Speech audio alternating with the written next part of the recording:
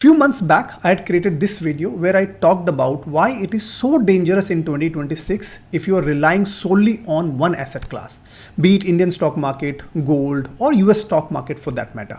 Diversification is the answer because it gives your portfolio much needed stability in these turbulent times.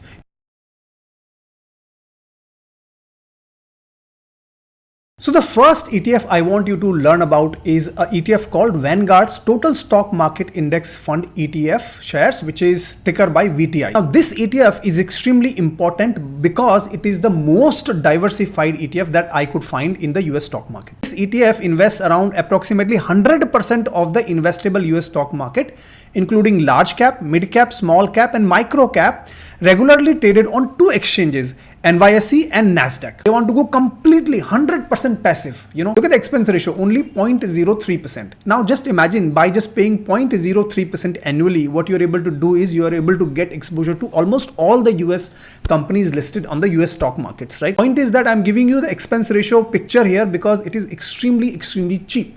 ETFs in US are extremely cheap as compared to India because this is completely passive. But in general, I can conclude very simply looking at this data is that it has underperformed S&P 500.